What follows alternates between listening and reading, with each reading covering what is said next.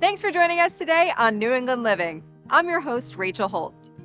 Coming up next, Waltham's historic Lyman Estate boasts 37 acres of beautifully preserved gardens and one of the oldest surviving greenhouses in America. Our own Breana Pitts tours the grounds of this grand country house with Historic New England's Barbara Callahan. Barbara, this property is stunning. Tell me more about the Lyman Estate. The Lyman Estate was built in 1793. It's a National Historic Landmark today and designed by a fairly prominent architect, Samuel McIntyre. They also designed the landscape at the same time so that they would complement each other. Whenever we're somewhere on the landscape, you can take a look back at the mansion and see that it's in this very picturesque view. And same thing when you're in the mansion, you look out one of these many windows, you can get a beautiful view of the grounds. Tell me more about just the house itself as we look at it. What style of architecture of this? How old is the house? We're talking about right before 1800, so this is the federal period of America. This period architecture is very into neoclassicism, so thinking about ancient Greece, ancient Rome. Elements like symmetry, how the left and right perfectly complement each other, this sort of simplicity and elegance, even in a grand estate like this, were very prominent features of that style. Can see what you're talking about there with the columns and that Greek influence.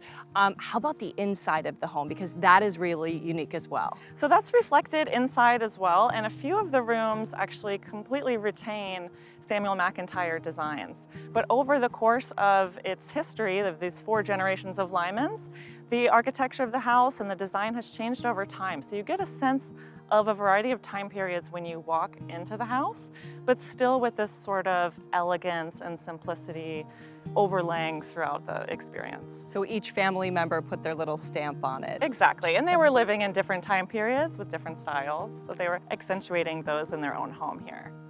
Lots to see outside and inside as well. What are some of the highlights?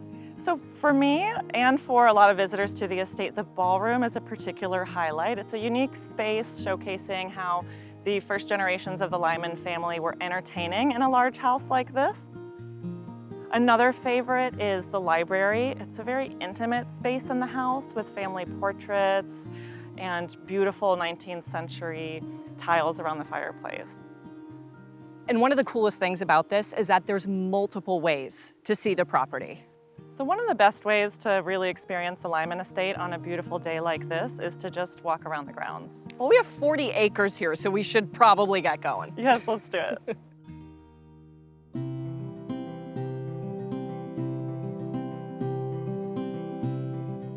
How big is the estate? It seems massive. The original estate at its peak was actually 400 acres, so much, much larger than we experience today. Historic New England has 37 acres with the Lyman Estate. Okay, and what exactly is on the 37 acres? I mean, there's so much to see here. It's not just the house. Of course, the house is taking up a small percentage of that. So we have these garden area that we're in right now. And then of course, historically, this was farmland as well. So we have the greenhouses, old farming structure remnants, and an additional tree-lined paths past this wall of the property. I imagine it takes quite the crew to keep this place running, right? With all of the plants here and the landscaping to be done? Absolutely. So we have a fantastic landscaping staff, and in addition to volunteers like the Massachusetts Master Gardeners, but historically this land would have been taken care of by farm and garden staff. So maybe over 100 workers over the 150-year history either call this place home or utilize it as a workspace. And we're along this really cool brick wall right now, and there's a story behind the wall too, right? A lot of people mention the wall. It's a feature that really stands out on the property. And it was actually built very close to the time frame of the house, and it's 400 feet, and this is the original wall. We call it a peach wall because the Lymans installed peaches along the wall and pinned them up to get warmth from the brick. Historically and today, there is a mix of native species and imported species.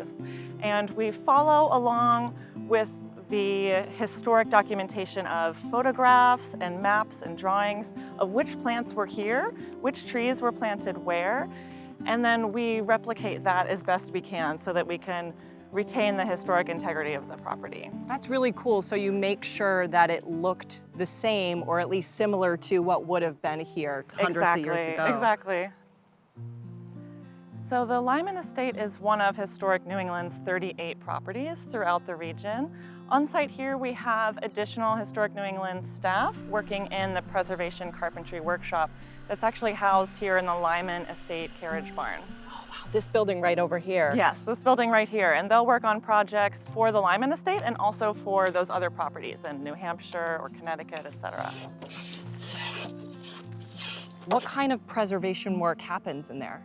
So some of the restoration work they do there is restoring properties, doors, maybe windows, steps. They might be working on a repainting project or some other historic preservation techniques when we're trying to retain as much of the historic integrity of the property as possible. Something that people might not even realize is that this is one of the oldest greenhouses in the country. It is. The first one was built in 1804, and it was the grape house right behind us.